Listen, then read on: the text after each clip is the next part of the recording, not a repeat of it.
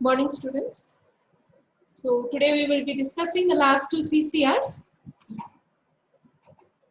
One is on amoebic dysentery. The other one is maturity onset diabetes with bronchial asthma.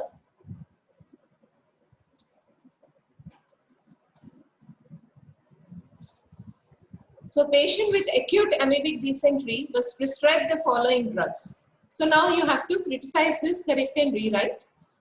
So patient was suffering from acute amoebic dysentery, was given tablet chloroquine 250 mg PID for 3 days and tablet metronidazole 300 mg PID for 3 days.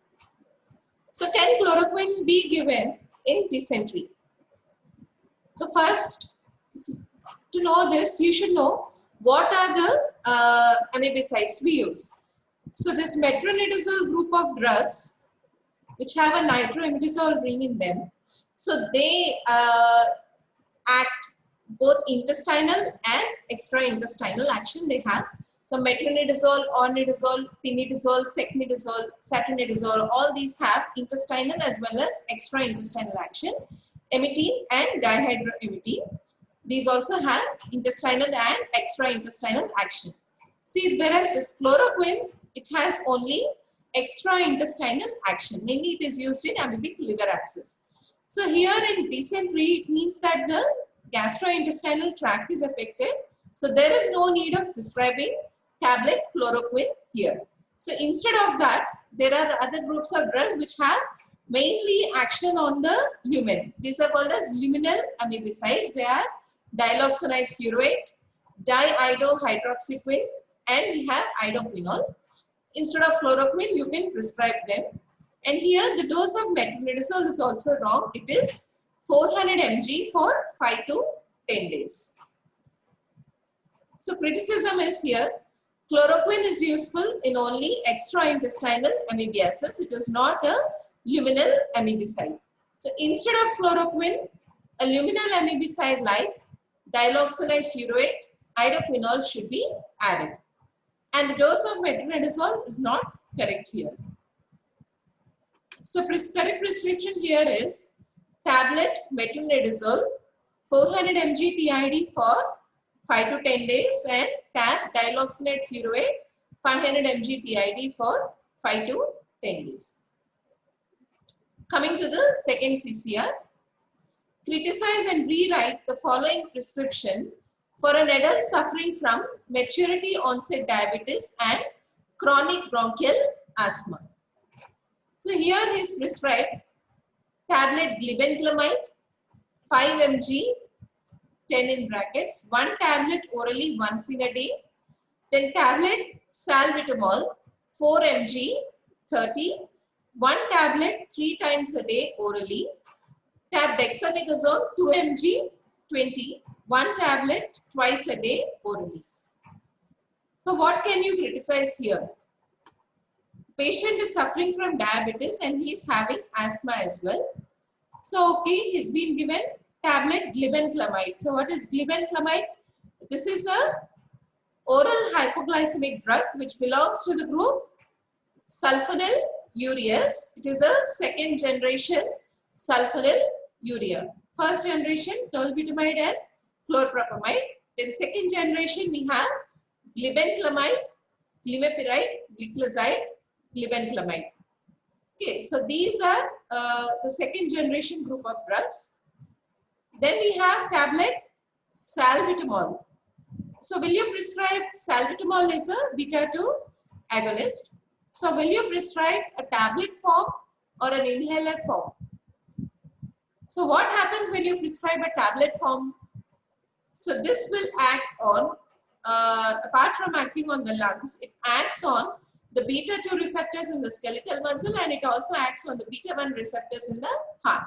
So when it acts on the beta-1 receptors in the heart, it leads to tachycardia. Then when it acts on the beta-2 receptors in the skeletal muscle, it leads to tremors. So those are unwanted effects which we don't want to give to the patient. So you prefer an inhaler form of salbutamol is given through an inhaler because that will have a direct action on the beta-2 muscles in the respiratory musculature. beta 2 receptors on the respiratory musculature. So it will avoid the unwanted side effects. It will not act on the beta 1 receptors on the heart and the beta 2 receptors on the skeletal muscles. So give an inhaler, salbutamol inhaler. Then tablet dexamethasone. What is this? This is a steroid. So if you have a concept that steroid induced diabetes. So steroids normally when taken for a longer duration of time, they induce diabetes. So why is that? Because steroids, what is the action of steroids on carbohydrate metabolism?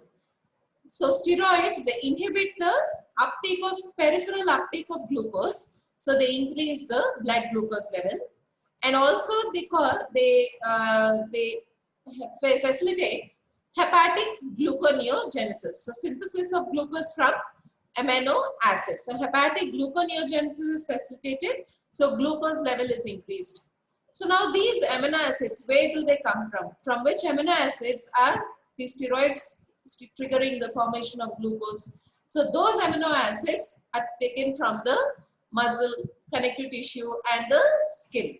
Okay. So that is the reason muscle wasting is seen in diabetic patients, because amino acids from the muscle are taken up and from that glucose is synthesized in the liver by hepatic gluconeogenesis. So that is how steroids increase the glucose level in the body. So that is what we also call as steroid induced diabetes. So we don't need that. So there is no need of prescribing a steroid here. Salbutamol inhaler itself is enough, and tablet glibenclamide is enough. So criticism, way of writing dose and duration is not correct. In place of tablet salbutamol, inhaler can be used. Dexamethasone causes hyperglycemia and aggravates diabetes. Hence, it should be deleted from the prescription. So what is the correct prescription? Tablet glibenclamide 5 mg OD for 10 days. Then inhaler salbutamol 100 microgram, 2 puffs when required, or QID. Dispense 10 tablets of glibenclamide and 1 inhaler of salbutamol. Then review after 10 days. So this is about the 2 CCRs, and these 2 are your last 2 CCRs. So with this, prescriptions and CCRs are over. So from the next class, computer assisted learning will be starting. So we will be teaching you the graph and then the explanation part of that. So complete till here in your record books and be ready for computer assisted learning. Thank you.